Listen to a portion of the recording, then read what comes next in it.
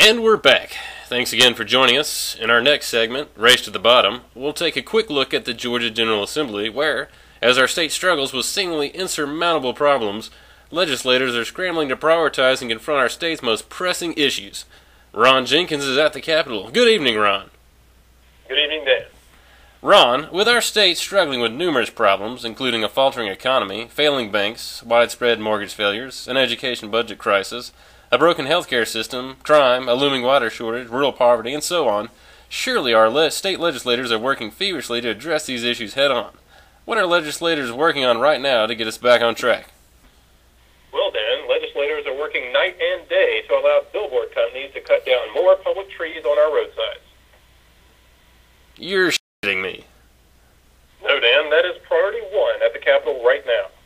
Mind you, many lunches, dinners, and golf games have been spent discussing this vitally important issue. That's going to fix what problem? They're saying something about jobs, but I've had a hard time following their logic.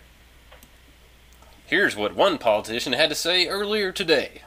Billboards equal jobs. Jobs, jobs, jobs. Because they do. You know, jobs. Lots of jobs. Billboards, get her done. And this from an industry spokesman. It is very important for people to see our clients' billboards, such as our largest client, Larry's Adult Emporium, with over 97 billboards on I-75 alone. Jobs will be lost if people don't see these billboards. Once we cut down every single tree in front of each and every one of Larry's 97 billboards, he'll get like 3 or 4 more customers. That is a small price to pay, especially for us. Well, I did see a poll that showed Georgians really like billboards. Let's see if we have those numbers. Oh wait, this shows Georgians overwhelmingly prefer trees to the billboards. That's right, Dan. After hearing from constituents across the state voicing opposition to the bill, Georgia's House of Representatives approved House Bill 179 just last week. But Ron, that doesn't make any sense. If House Bill 179 only benefits one private industry and the vast majority of Georgians don't want it, why is it being passed?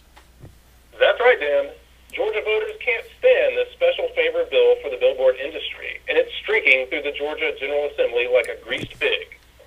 Well, I'm sure there must be some valuable components to this bill, Ron. I keep hearing something about local control. That's right, Dan. My sources say that House Bill 179 makes sure that communities across Georgia have no local control over planting in their own public rights-of-way. They can't even plant trees in their own communities that might one day obscure a potential billboard on nearby private property. I see, Ron. So House Bill 179 limits local control over planting the public right-of-way. That doesn't sound like the kind of local control people like, Ron. That's right, Dan. It's a good thing our General Assembly is finally doing something about these local communities ruining Georgia by planting trees on their roadsides. But what are we going to do with all of the existing trees causing so much trouble? I mean, they're just standing there, taking up space in the public right-of-way, cleaning our air and filtering our water and preventing erosion. What a waste! Fortunately, House Bill 179 makes it even easier and more profitable for billboard companies to cut down our public trees. But Ron, Georgians actually said they didn't want their trees cut down to view billboards, and now you're saying this bill makes it even easier. Oh yes, Dan, that's right. House Bill 179 lets billboard companies completely clear-cut trees in front of the billboard. They don't have to leave a single one standing. They used to have to pay the people of Georgia at least for the pulpwood value of the public trees they're cutting down. But HB 179 gives them a nifty little credit program, so they won't even have to pay the pulpwood value for the public trees they cut. You see, they get credit for taking down their own obsolete, worthless billboards. Let me get this straight. They get credit against the value of public trees for picking up the garbage their own industry abandoned on private property. That sounds like a terrible idea, Ron. That's right, Dan. No one in the state of Georgia outside of the billboard industry supports this bill, except this guy. I hate all these ding-dang-darn trees. These flippin', flappin', cry-tootin' trees. Them gosh darn things is everywhere. Well, Ron, at the very least, House Bill 179 will make them lower those tall skyscraper billboards, right? Actually, Dan, they can do that under the existing law. You still there, Dan? Seriously, there is nothing in existing law that says the billboards have to be a certain height. The billboard guys just decided to build them really, really tall. That turned out to be a bad idea, Dan. So why is lowering the billboards even in the bill? Well, the bill just wasn't long enough, Dan. It needed to be longer, so they added stuff that is already already covered by existing statute.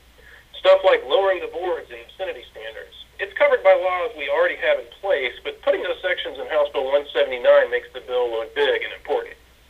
I've got to say, Ron, this sounds like a raw deal for Georgians. We know Georgia voters don't want it because they've told us so in polls, emails, phone calls, and even in person.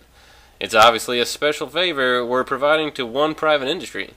Why is House Bill 179 flying through the Georgia General Assembly so quickly, Ron?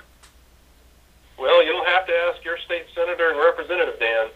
Why don't you contact them today and find out? Here's how.